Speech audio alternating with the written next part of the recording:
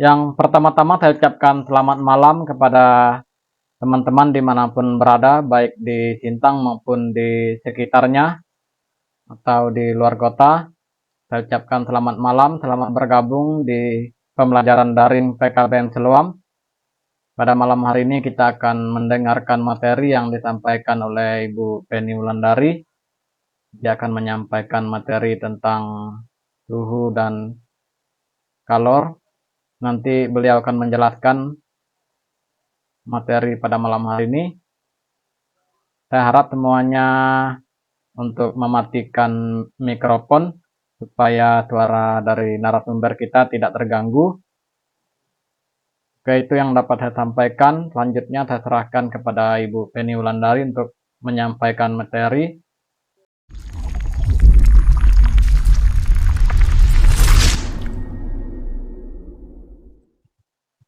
Baik Pak, terima kasih atas kesempatannya. Sebelum mulai, saya sapa dulu rekan-rekan tutor semuanya.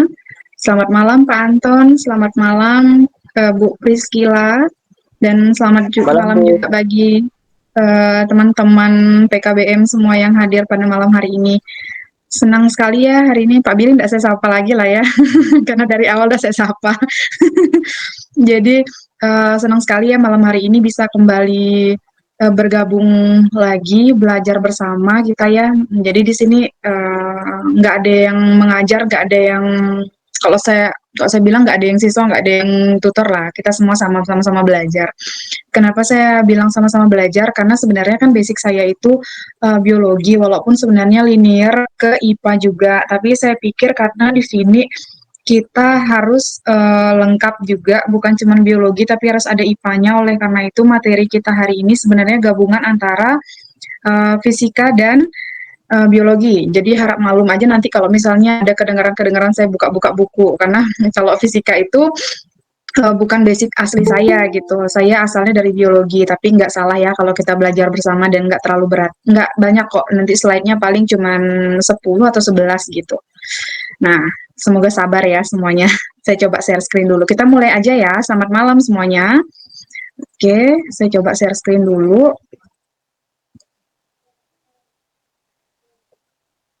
Apakah sudah terlihat?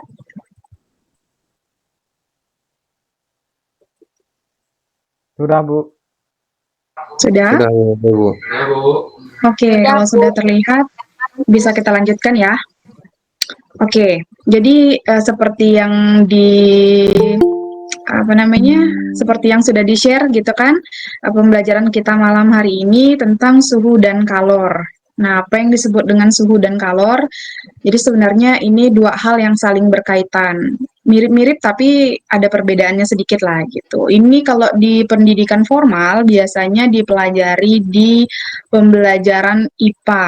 Dan kalau misalnya di SMA itu masuknya di ilmu fisika, tapi sebenarnya ada biologi juga nyelip di dalamnya gitu. Nah, seperti yang ditanyakan juga nih, pernahkah kamu makan makanan di gambar berikut ini? Nah, kalau es krim itu sebenarnya sebutannya makan atau minum. Awalnya saya bilang minum ya, tapi lebih identik dengan makan sebenarnya kalau es krim. Jadi es krim itu bukan diminum ya. Penyebutan yang tepat itu biasanya disebut dengan makan es krim. Walaupun sebenarnya kok dibilang es kalau cair ya jadi air gitu kan, jadi diminum, tapi sebenarnya es krim itu sudah dalam bentuk padat sehingga disebut dengan makan es krim. Nah, pernahkah kamu makan es krim, makan makanan es krim dan makan pisang goreng yang masih ada asapnya ataupun baru selesai digoreng? Pernah? Pernah, Tidak ada Bu. yang merespon sepertinya. Oh, pernah ya. Nah, kalau misalnya es krim itu rasanya tentu berbalik arah dengan rasa dari pisang goreng yang baru selesai digoreng. Nah, kalau es krim itu identik dengan rasa dingin dan dingin sekali biasanya kalau masuk mulut. Kalau es apapun termasuk es krim itu dingin gitu ya, dan disimpannya di dalam kulkas.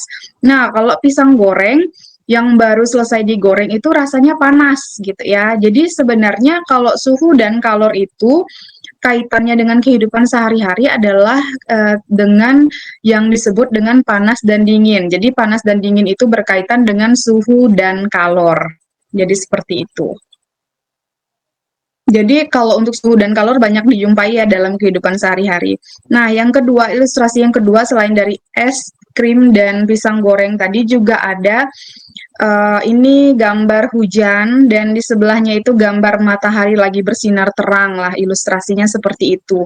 Nah, apa sih yang dimaksud dengan suhu dan kalor kalau dilihat dari uh, cuaca hujan dan cuaca panas seperti ini? Jadi sebenarnya seperti yang sudah disebutkan tadi, suhu dan kalor itu berkaitan dengan suhu ataupun rasa panas dan dingin dalam suatu keadaan yang kita jumpai dalam kehidupan sehari-hari. Nah, ketika hujan kita akan merasakan dingin, gitu ya. Kemudian ketika cuaca terik seperti beberapa hari ini yang kita rasakan itu panas sekali gitu kan. Kalau di Sintang panas bedengkang kata orang Sintang bilang.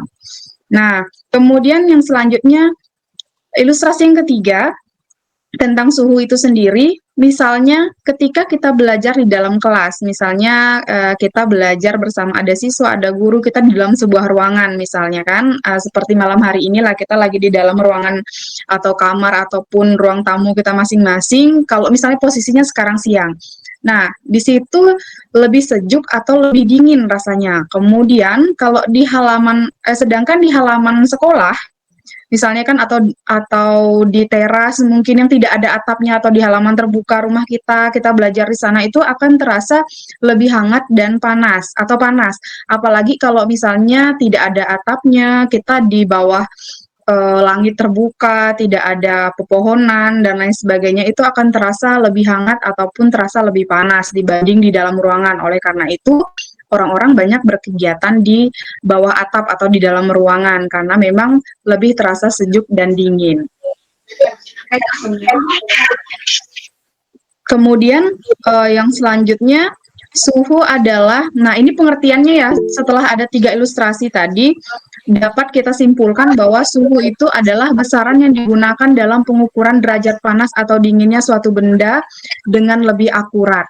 Nah, kalau kita lihat kan biasanya kalau misalnya kita demam, waktu kita kecil ataupun ada keluarga kita yang demam kan kita biasanya ngerasainnya pakai tangan, baik di dahi ataupun di leher misalnya seperti itu.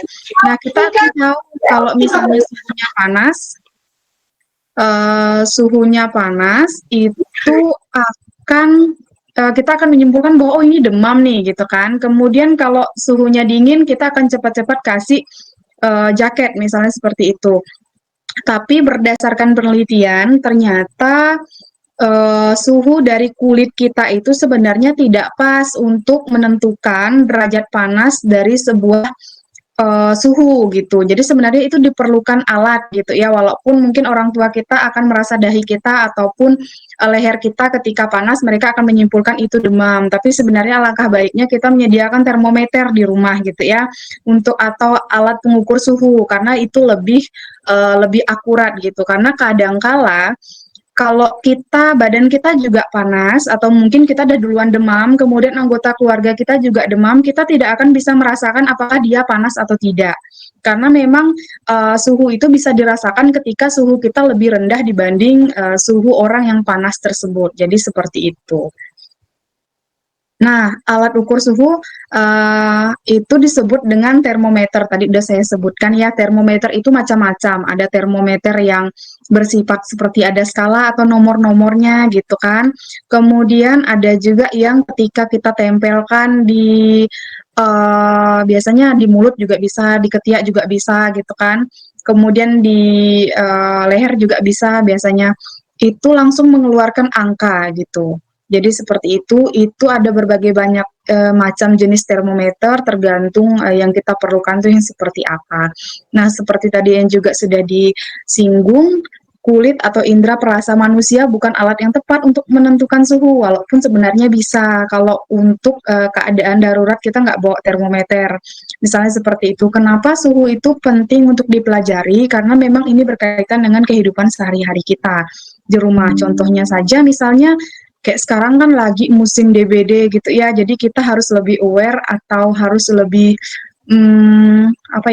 harus lebih perhatian lah gitu kan dengan kondisi keluarga kita, terutama kita yang di rumah ada anak-anak kecil biasanya.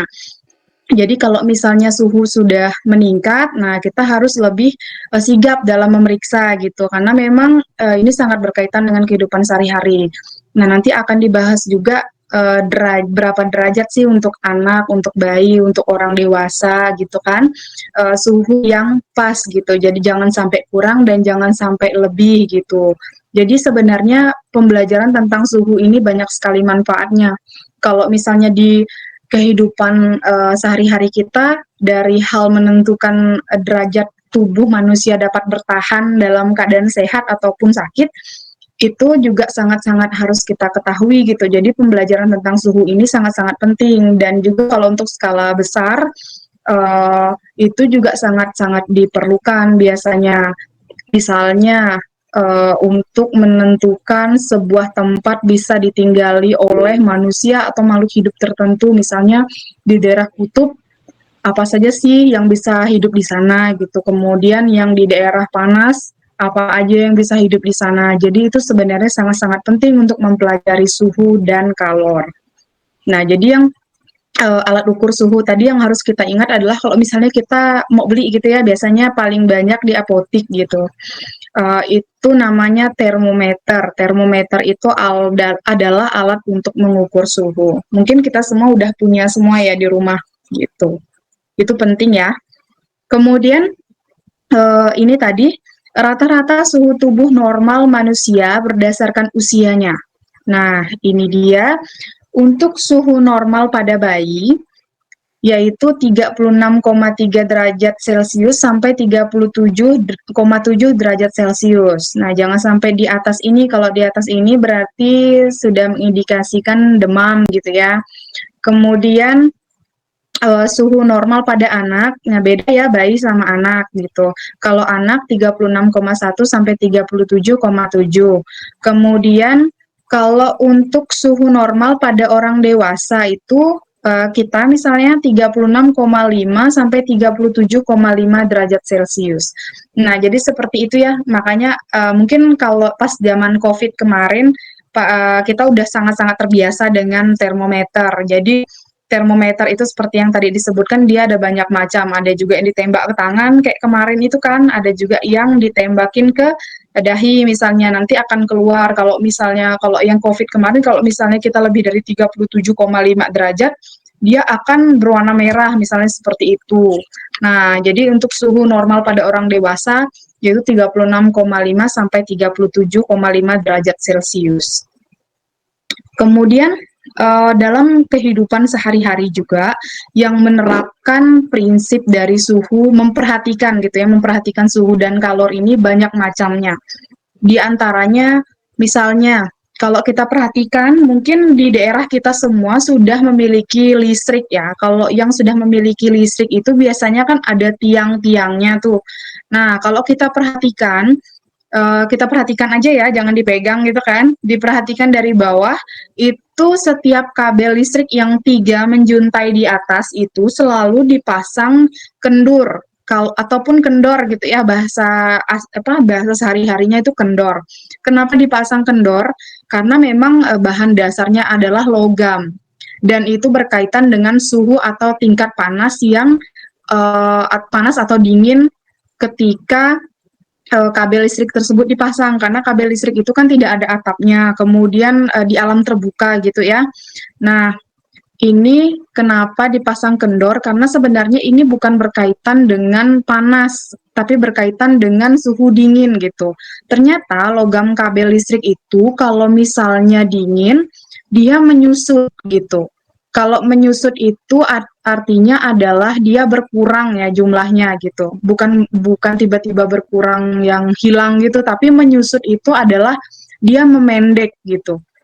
Jadi kalau misalnya dipasang kalau tidak dipasang dengan kendor itu dikhawatirkan logam tembaga tersebut akan menyusut sehingga mengakibatkan kabelnya putus atau tiangnya bengkok karena ketarik dari kabel listrik itu sendiri gitu. Jadi oleh karena itu biasanya kalau kita lihat kabel-kabel listrik ketika kita lewat-lewat gitu kan mungkin bisa kita perhatikan itu selalu dipasang kendor.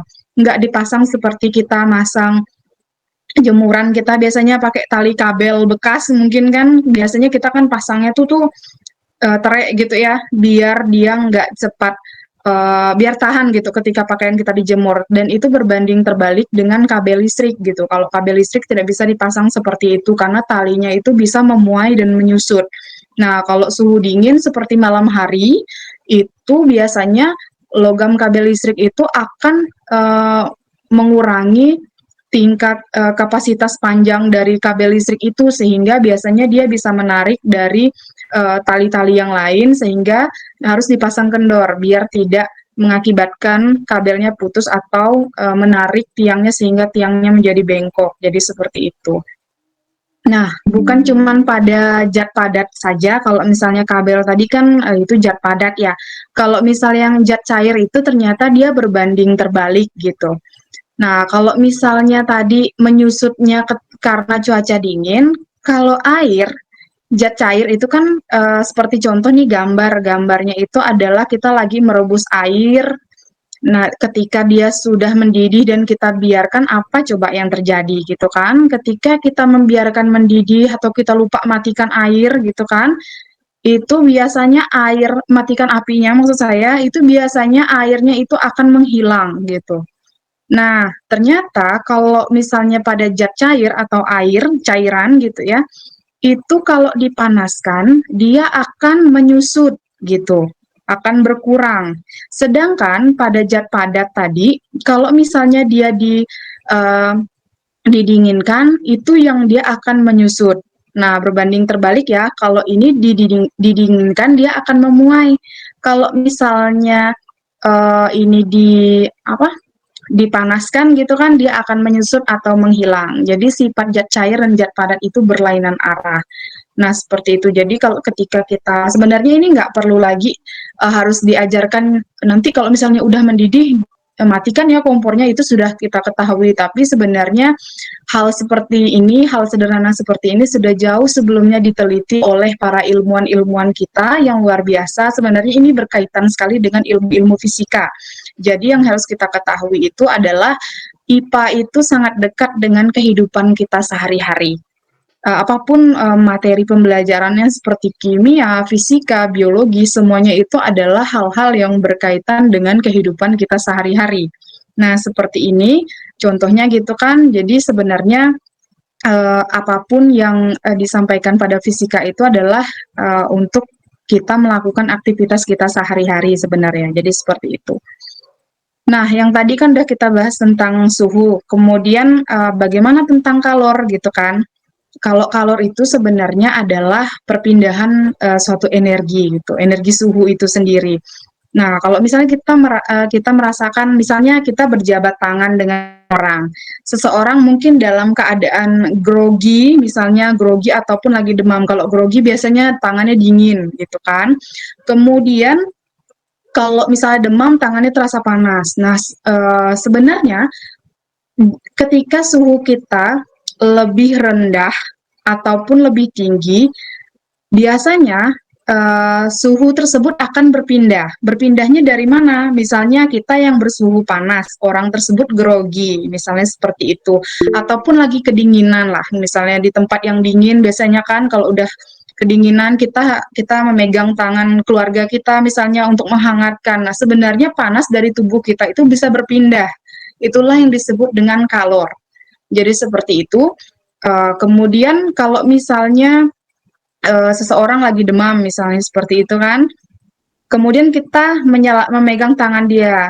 Biasanya anak kecil biasanya kita ditempelkan di badan ibunya, biasanya itu tujuannya adalah untuk agar panasnya itu berpindah ke badan ibunya. Jadi sebenarnya prinsip kalor itu adalah memindahkan suhu dari suatu tempat yang bersuhu tinggi ke tempat yang bersuhu rendah. Jadi seperti itu ya.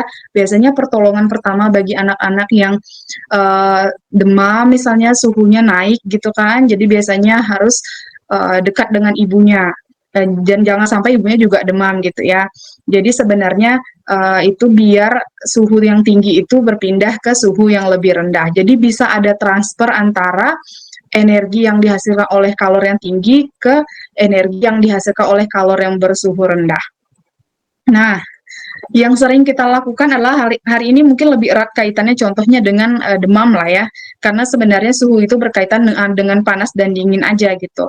Nah, yang sering kita lakukan juga adalah mengompres gitu kan, pertolongan pertama biasanya. Jadi kalau dulu saya ingat sekali dengan ibu saya gitu, kalau saya sakit saya selalu dikompres gitu. Nah, ternyata dulu saya berpikirnya ngompresnya itu bisa pakai air apa saja gitu kan. Ternyata sebenarnya ada cara mengompres yang lebih tepat gitu. Kemudian apa sih yang disebut dengan mengompres gitu kan? Kalau mengompres itu adalah salah satu tindakan yang cukup efektif untuk menurunkan suhu tubuh orang yang demam. Jadi seperti itu. Kemudian bagaimana cara mengompres yang benar? Kita selama ini mungkin mengompresnya itu pakai air biasa gitu ya.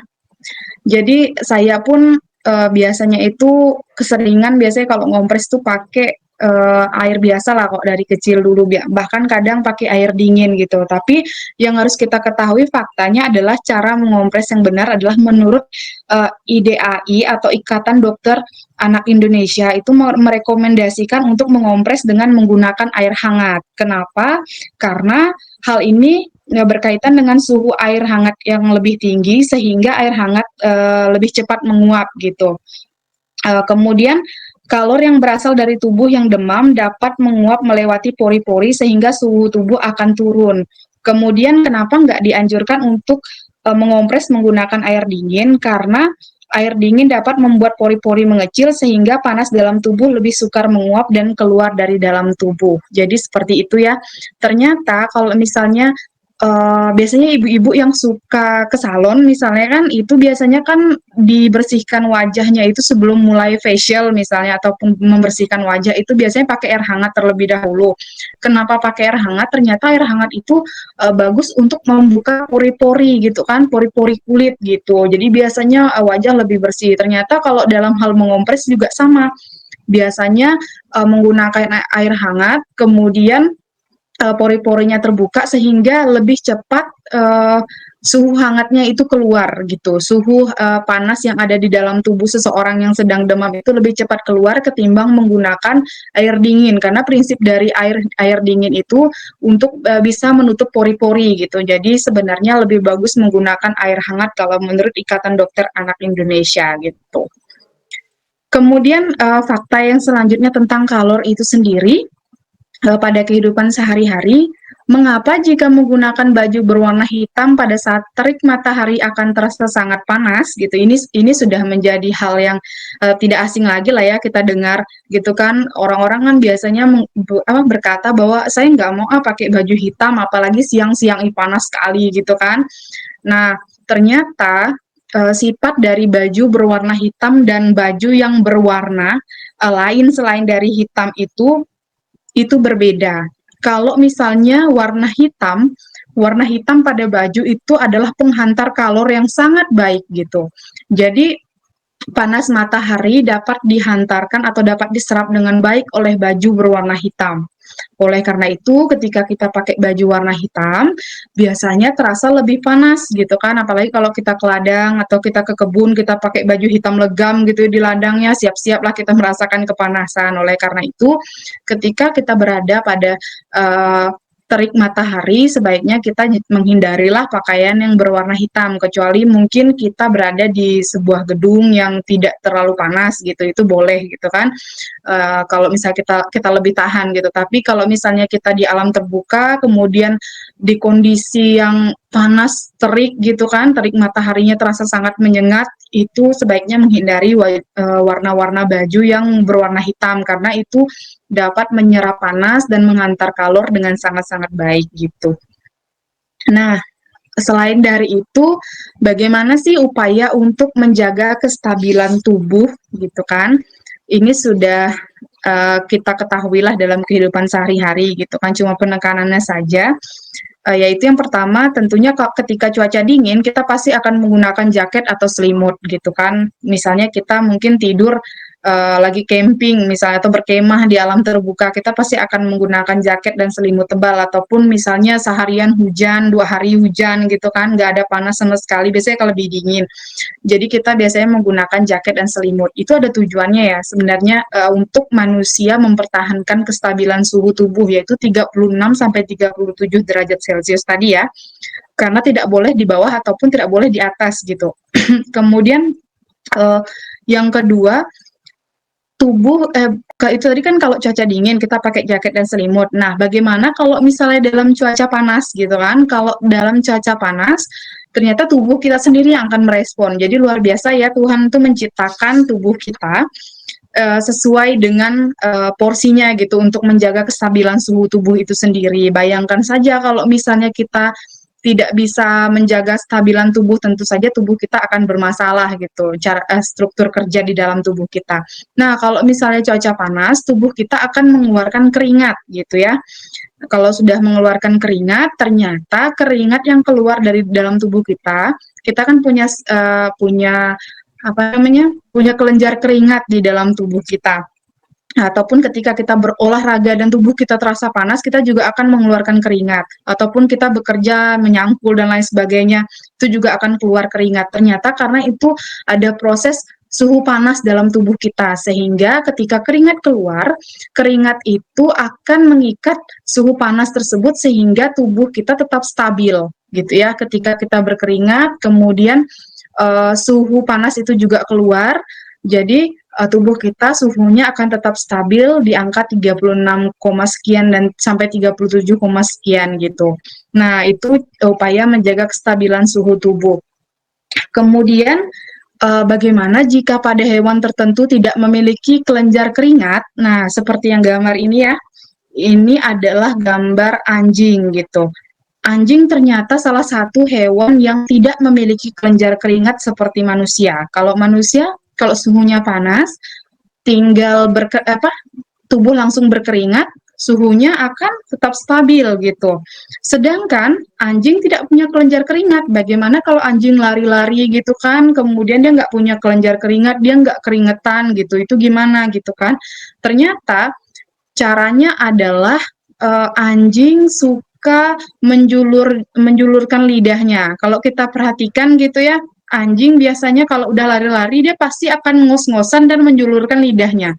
Ternyata itu adalah salah satu trik untuk hewan tersebut mengeluarkan suhu panas dari dalam tubuhnya. Jadi sedikit unik gitu ya. Ternyata memang ada sel-sel tertentu di lidahnya yang memang bisa untuk mengeluarkan suhu panas tersebut, sehingga anjing akan membuka mulutnya dan mengeluarkan lidahnya gitu, seperti orang yang ngos-ngosan gitu kan. Jadi seperti itu. Dan gerak-gerik hewan ternyata ada manfaatnya masing-masing lah gitu kan. Enggak, kadang-kadang kan lucu kita melihatnya gitu kan, ternyata semuanya itu ada manfaatnya. Dan seperti pada hewan anjing ini dan hewan-hewan lain misalnya yang hidup di kutub, bagaimana cara mempertahankan suhu tubuhnya, misalnya kayak beruang kutub itu bagaimana gitu kan. Dan sebenarnya itu memang sudah sudah mungkin kalau saya lihat itu sudah dikonsep Tuhan dengan sangat-sangat matang gitu ya. Saya lihat seperti itu dengan hewan-hewan yang di kutub biasanya memiliki lemak yang tebal, kemudian bulu yang tebal, itu sebenarnya sudah didesain gitu, seperti sudah diberi Tuhan jaket alami gitulah. Jadi saya lihat memang untuk menjaga kestabilan tubuh itu sendiri, semuanya sudah ada porsinya masing-masing. Seperti manusia juga ada yang memang sudah terbiasa tinggal di tempat yang panas, harus tinggal di daerah kutub, mungkin tidak akan sanggup gitu. Oleh karena itu semuanya perlu adaptasi gitu. Kalau untuk suhu tersebut, karena manusia tidak akan mampu bertahan di suhu yang sudah ditentukan, yaitu di antara suhu normal itu mereka hanya bisa bertahan di suhu tersebut saja. Kalau di bawah dan di atas mereka akan kondisi tubuhnya akan bermasalah. Jadi seperti itu. Oleh karena itu penting untuk menjaga kestabilan suhu tubuh. Nah, itu saja, tidak banyak yang bisa dijelaskan untuk suhu dan kalor, tentunya berkaitan dengan kehidupan sehari-hari. Yang harus kita ketahui memang penting ya untuk kita mengetahui suhu dan kalor gitu kan dalam kehidupan sehari-hari, karena memang itu sangat-sangat dekat dengan kita, terutama kita yang apa namanya punya keluarga mungkin masih kecil atau apa, ini musim orang lagi banyak nggak sehat gitu, banyak yang demam gitu kan, jadi kita harus lebih prepare atau siap-siap gitu dengan kondisi kesehatan kita ataupun kondisi keluarga kita ataupun saudara kita. Jadi seperti itu yang bisa saya sampaikan dan saya ucapkan terima kasih. Mungkin saya kembalikan ke Pak Billy. Nanti kalau misalnya ada yang mau ditanyakan bisa tanyakan mumpung kita masih di dalam room Google Meet. Terima kasih Pak. Oke Bu, terima kasih, materinya sangat luar biasa yaitu tentang suhu dan kalor. Saya harap teman-teman bisa memahami penjelasan dari Bu narasumber. Bagi teman-teman yang ingin bertanya, silakan saya berikan kesempatan. Nggak ada kayaknya, Pak. Oke, terima kasih. Kalau tidak ada yang bertanya, saya lihat nih banyak yang aktif pada malam hari ini.